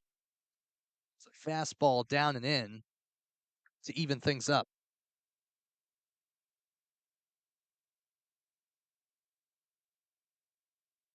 As we pass the 9 o'clock hour on a really nice night here in early June in Newport, Rhode Island.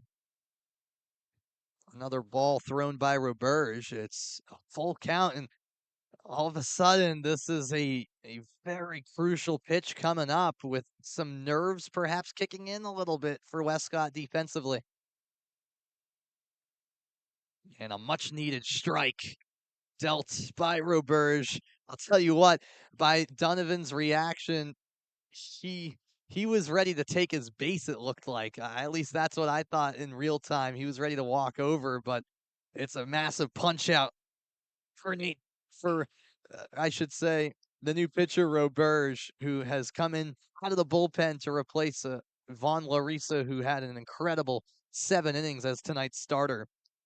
And a big first out recorded by Westcott right there. Yeah, and if you're the hitter in this situation, it's tough to kind of go up there and look for a walk. It You would get bases loaded, you would get nobody down, but to kind of be auto taking on a 3-2, being down 4, you can't. I agree. It's something that you can't really do this late in the game. And I guess also that goes to show you how I suppose convinced Donovan was that was a ball right there, but or maybe he was just trying to cover up for not taking a swing there with the count full. It's now 2-1 to Andrew DiBiasio. He did battle back from 1-2, so that could play some part in it as well. But again, no matter how much you battled back in that, you gotta at least try and fight it off, because you never know what the ump's gonna call. No, you don't. Swing and a miss. And how about another full count? That's what we have on our hands. So this is actually Sean Diaz, who is pinch hitting for DiBiasio. So another change made. And that's a ripped foul that almost drilled the camera. You probably see the screen shaking there. That was a close call right behind home plate. And again, this is what we were talking about in the at-bat earlier. 3-2, battled back, but got to be willing to protect, and draws a walk here. There you go. We just saw a replay that that aggressive foul ball, dare I say, at least from the vantage point of our camera behind home plate. And yeah, to the credit of Sean Diaz, he stayed alive with that foul ball and then draws a walk to load things up for R&R with 1 out. 2 different approaches to that. One looking to foul off anything close, one looking to just draw a walk to make it, bases loaded with nobody down. And that can change the impact of the game. Maybe he did learn from the previous at bat of taking that strike 3. That could have been a 50-50. Certainly. 2-0 the count to Cameron Early, the number 10 hitter. Once again, a reminder here in the Sunset League, you can have a 10 batter lineup, which both teams tend to opt to do. Grounded to short, almost hit the runner, but the play made nonetheless to second. No play to first as McParlin flipped it over to Fernandez. And it's a good thing he didn't get hit, because if the Yeah. base runner gets hit, that's a dead ball and no run scores there. Yeah, it's a great point. So at long last, R&R on the board with, yeah, a bit of an interesting play with the hit between over to short, and it nearly clipped the runner Rioles, but he got to third just fine, and Webb came home to score the run. So a fielder's choice to get on base for Early as he drives in a run. McElroy hits this out to deep right towards the corner, and it drops down in front of Salzillo, and another run scores for R&R. And that's just the game of baseball, just taking it where it's given.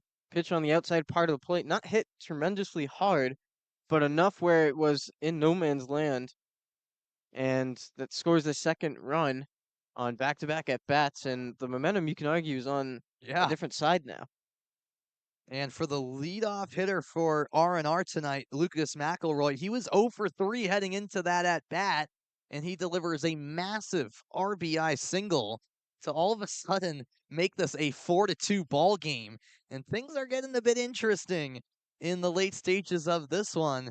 And yeah, as you said, as you put it nicely, John, that's the game of baseball where in the blink of an eye, it just takes one inning where there's a bit of a shakeup, some pinch hitters, some changes in the lineup, new pitcher as well for Westcott, and just like that, for R&R Construction, they're making this a game. And there's a lot of the time where no lead is safe in baseball. I mean, even in the majors, you've seen teams come back from 10-plus runs. It's just really about a team's determination to keep fighting back. even though it's late in this game. And like you said, it's only a 2-run game now. Diaz, the runner at third, McElroy at first, and this is hit through the gap right side. An RBI single for Joe Coro makes this a 1-run game. The throw comes in from Salzillo and right, and all the way to third goes Lucas McElroy. It looked like the second baseman misread the play on that one as we Yeah. look at the replay. Went up toward the middle, and I don't know if that ball had some It went spin through, on it yeah. or what, but unable to make the play. And really great base running here from R&R to get to first and third again. And like we've said, it's really not over. Now 1-run ball game. Diaz was the one who came home. He was going to come home either way, but yes, to your point, what allowed McElroy to get to third was that little gaff out in right field from Salzillo.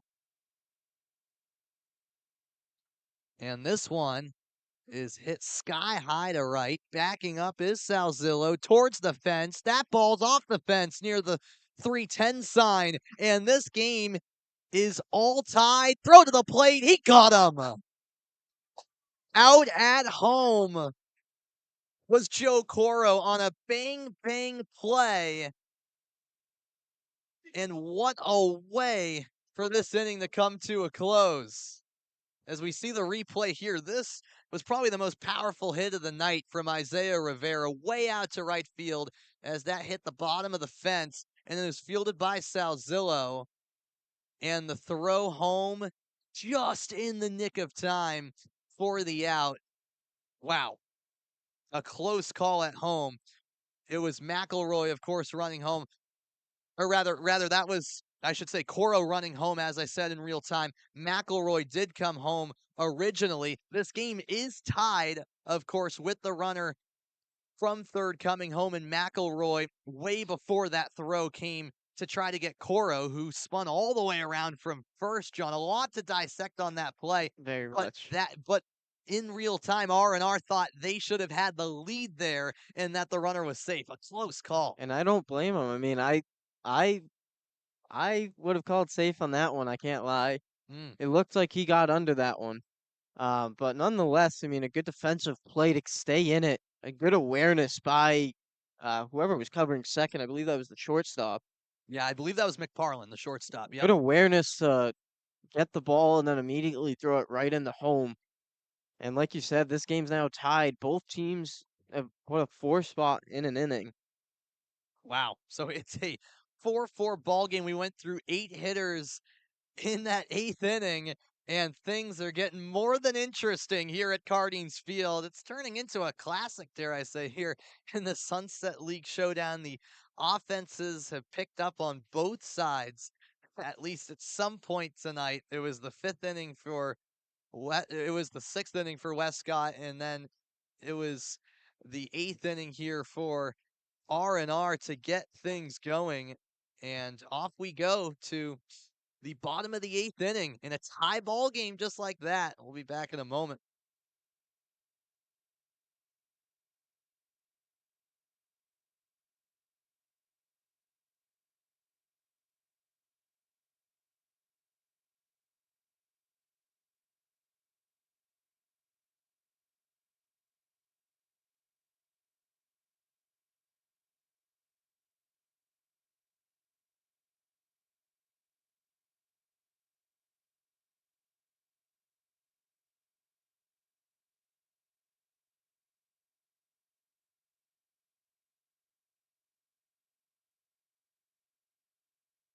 Sam Reese alongside John Hawkins here at Cardines Field for this matchup between R&R Construction and Westcott. It's a 4-4 game after R&R put up 4 runs in the 8th, and right away on the first pitch, it's a ground out from Nick Spainer.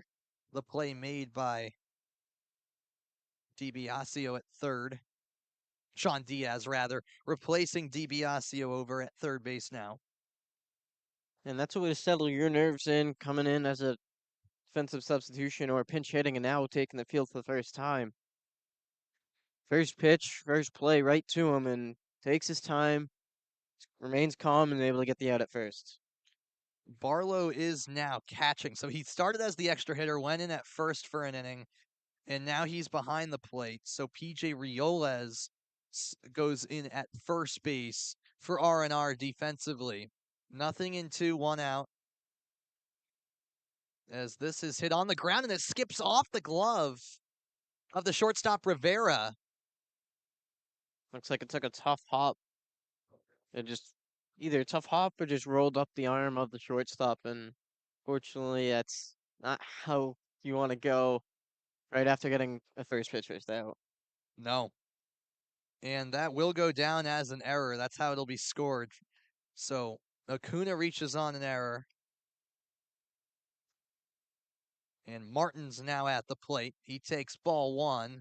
1 out, runner on first for Westcott, and feels like every pitch is a big one now in a tie game, bottom of the 8th inning.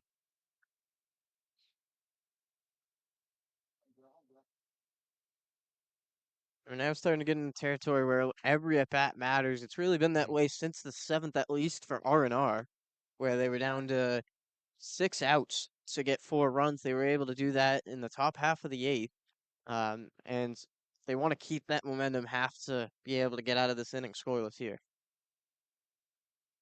This is hit to the right side of the infield, and it skips off the glove of Coro. That surely will go down as back-to-back errors for R&R. And Westcott has 2 runners on. Indeed, it's the 3rd error of the game and the 2nd error in, a minute for this R&R defense. And we could be talking about the inning being over right now, potentially, but instead 1 out, 2 on, John. Yeah, it looks like he tried to still turn that double play, took his eyes off the ball. I think the runner at second would have been safe regardless. So, in my opinion, should have took his time since he's at second and gone to first. But a heads-up play here. Yes. So they get the lead runner out. Very heads-up play by R&R to get a crucial second out, and especially to get Acuna out, who was threatening to get to third. His momentum was going there anyways. McFarland, I should say. Knew he probably wasn't going to get the double play. Really heads up base. I was going to say base running. Heads up fielding there. Yeah, and look, this is going to stay fair. It's a fair ball down the left field line by Pagano, and Westcott has the lead. And that ball actually landed, it ended up going out towards, I'm not sure exactly where that ball ended up going, but either way, as we see the replay here, it went down the left field line, stayed fair, it bounced fair. Here we go. We got a good camera angle here. And then, yeah, it went all the way up into some padding, I believe, where the ball was underneath there. And in the end, 2 runs score, as that's a massive play by Matt Pagano to drive in a couple. And you got to give credit to Westcott for answering right back and retaking the lead, John. Yeah, you do. And on that replay, looked like the left fielder was initially going to put his hands up. And if he did continue that and the ump did call it a time, that would have prevented that second run from scoring. But since he did go and play that, unfortunately, you can't go back and exactly call back and call time. That's what I was interested to see in terms of, would they, what were they going to call time there because of where that ball landed? It was hard from our vantage point originally to see that. But looking at the replay, it certainly, could have been a case where that second run maybe didn't score if time was called, but that ball was played, to your point. And this is powered to third, but right into the glove of Sean Diaz. And the 8th inning is in the books, but Westcott answers back with 2 runs and takes a 6-4 lead. So it's down to the final 3 outs for R&R. They need to score 2 to tie, 3 to take the lead. Their offense finally got going last inning. Can they keep it up here in the 9th? Stay tuned to find out.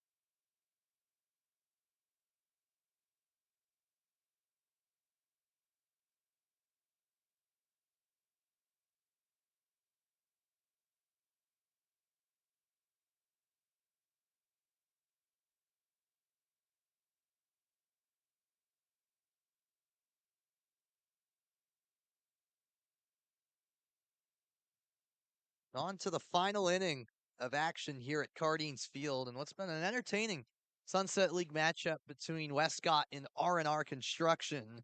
There is a new pitcher for Westcott to try to shut the door in this one. Keith Grant is now on the mound as the third pitcher of the game for Westcott. He plays his college ball at Johnson and Wales in Providence, and he will face a new batter as well. That's Morgan Dowdy, who is now hitting for Casio. Dowdy plays his college ball at St. Joe's up in Maine. Interesting you've said as well. R&R being no hit through most of this game. That Right. first half of the game, Yup. then tying it up in a fourth spot in the eighth. Yeah. And then, unfortunately, right back is 2 runs. And now they have to battle back to get something going here. But a good part of that lineup to be. They're at 1, 2, and 3. And they just Yeah. put up a 4 spot, so it's not impossible, and it's not highly unlikely for this team to get going here in this inning. Nope. That one skips in the dirt. 2-1 to Dowdy. After him, it'll be Doug Barlow. Yeah, after what we saw in the eighth, you can't really rule out this R&R team. The offense finally got going. Oh, that's a called strike. Low in the zone, but the home plate umpire ruled it clipped the zone. Much to the dismay of Dowdy, it should be mentioned.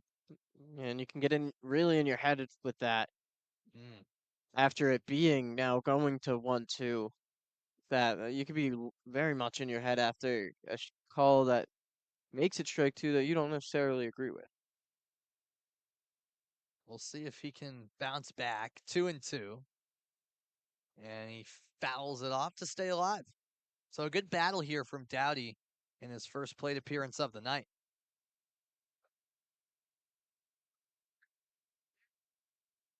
And like we said last inning when there was a bunch of pinch hitters, that it's a tough situation. This is a really tough situation. Down to your last 3 outs in a 2-2. And here it is. Chopper over the head of the pitcher, Grant, fielded by the shortstop. The throw not in time. McParlin couldn't get it over to Ficaselli. It was just late. And that was beat out nicely by Dowdy. Hustle play down the line. And there we go. R&R has the tying run at the plate.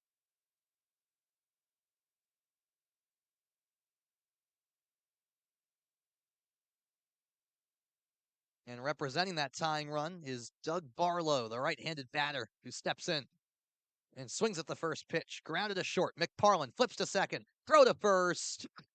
And it skips off the glove of Ficaselli. A near double play, but not quite. So Westcott does get that first out. The lead runner out in Dowdy. And Barlow reaches first on a fielder's choice. But as I said, a near double play there, John.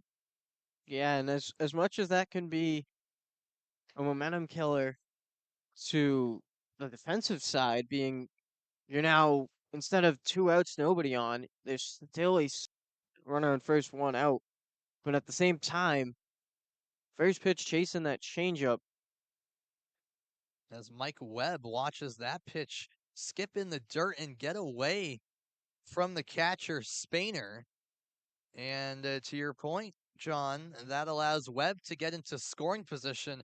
I believe that ball actually deflected off the umpire's foot because he was wincing a bit after the fact while Spainer chased it down. And on a bit of an awkward play when all is said and done, Barlow is in a scoring position for R&R with 1 out in a 1-0 count. Indeed. And just as momentum we thought shifted away from R&R, it kind of shifts back as they're not able to complete the double play. And then a pass ball gets the runner in scoring position where they just have to keep chipping away at this pitcher and just keep chipping away. It's only 2 this time. It's not 4 like it was last inning. Very true. They are down to now 2 outs instead of 3, but they do have now 3, 4, and 5 up. 1-1 in the dirt. So patience here from Mike Webb. And if he can get on base, perhaps that gives R&R even more hope. You'd have to think it would. 2-1. And that's set foul off to the left side. 2-2. I mean, the good thing about R&R is throughout most of this game, besides few examples, they've been very disciplined, which has helped them battle in at bats, battle counts, get runners on with walks. We've seen that a couple times today for them. Maybe not what they want to do here, as now they only have 2 outs to work with. And you can't really go into an at bat, like we mentioned earlier, looking for a walk this late in the game. It's now or never really for R&R. As Grant stepped off the rubber for a moment, he's keeping an eye on those runners. Barlow's at second. I should say runner. This is pulled to the right side. The grounder scooped up by Dwyer, and the throw is off the bag. Or did he keep his foot on? They rule him out.